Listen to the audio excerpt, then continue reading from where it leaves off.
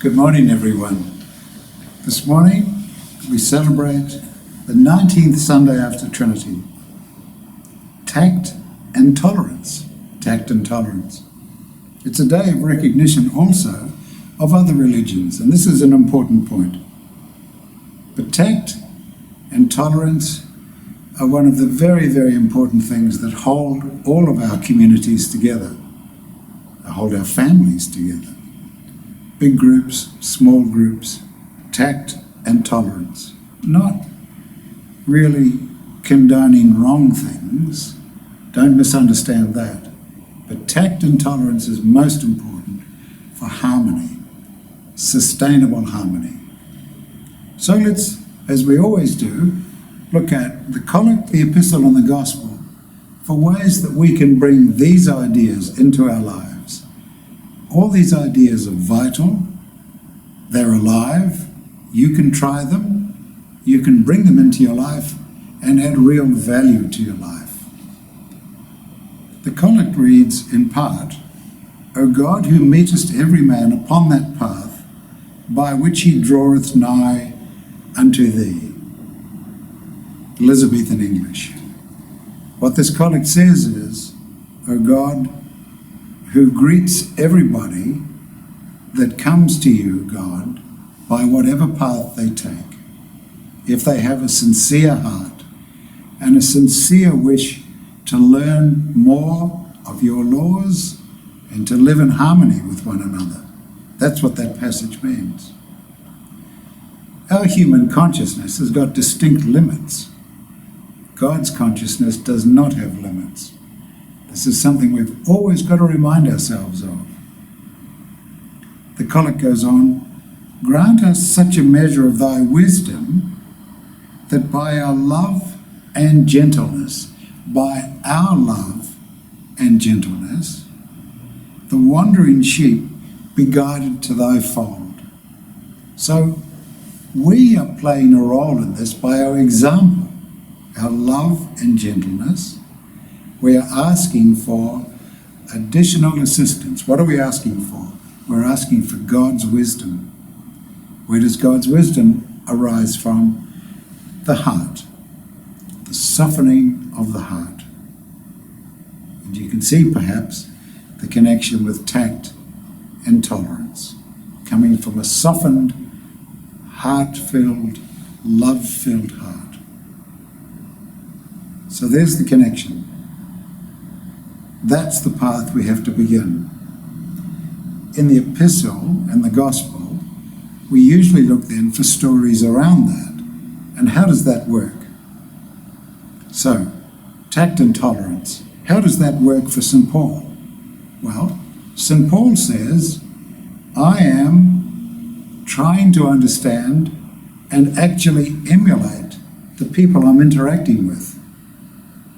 If I'm dealing with people that are under the law, in this case Roman law, I interact like that.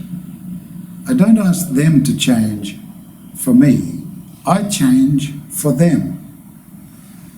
What's St Paul doing? Is he trying to be sort of sneaky or something? No.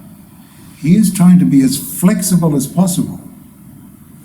He's trying to be like God, who meets every man upon the path by which that person approaches God. He's trying to be like that. So when St Paul comes, meets people, an individual, a small group, a large village, he doesn't say, all right, I expect you all to be like me. I expect you to sort of look like me, maybe speak like me, think like me, and if you don't, then I'm not going to have anything to do with you. He says the exact opposite. He says to himself, I must understand what is real to these people. I must understand what they take seriously and what they don't. I must understand what we would say, a modern phrase, what is their world view? What is their view of the world? I'm not going to condone anything that is not part of God's plan. I'm not going to praise them for doing wrong things. I'm going to understand how they go about things. Because that's what God does.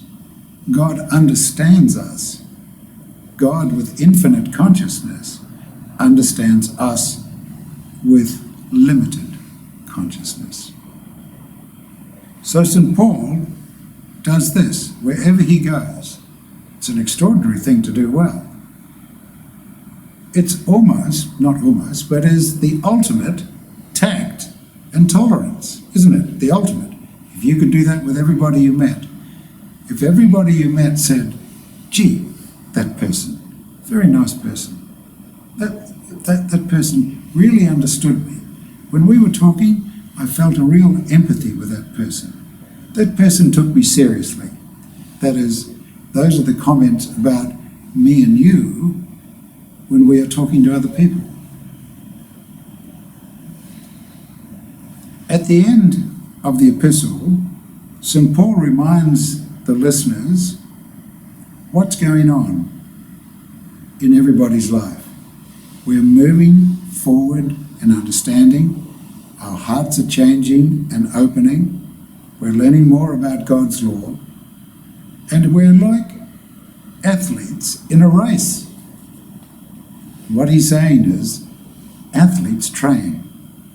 They watch what they eat. They watch what they drink. They're very careful with everything they do, preparing to win the race. St. Paul has said, we're in the same boat as them, but we're not winning, in their case, an olive crown. Olive branches are going to wither up. We're trying to win union with God, union with the Christ within. That's what we're trying to do. But we should adopt their discipline. We should adopt the discipline of an athlete in order to get there. And the words recorded in St. John by Jesus giving a broad understanding to the people that he was talking to, he calls himself the shepherd. And he talks about the sheep that are under his care. And he continually uses this phrase. He protects all of his sheep. He goes out after anyone who's wandered off. And that's what we say in our Confitia. Our hearts are always restless until we can find their rest in thee. That's the shepherd waiting patiently, always waiting patiently for us to return, for us to get into alignment with the things that we should be doing in our life, the special things that only we can do to fulfill God's general law. And he says, there are many sheep, and I must bring them all in. When we look around the world, particularly at the moment, there's a great deal of conflict in the Middle East, where this story began. This story that we call Christianity began. And in that part of the world, there are many religions. From time to time, those religions are in perfect harmony. And how does that come about?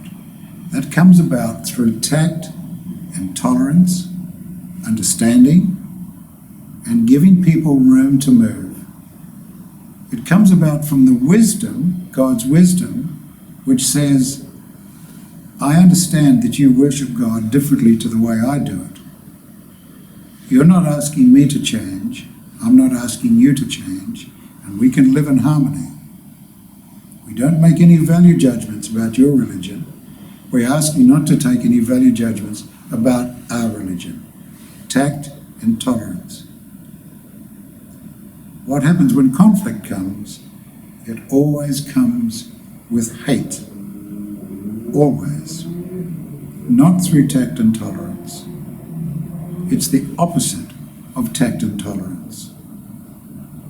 So, even though there's conflict in the world today, it's conflict in one part of the world.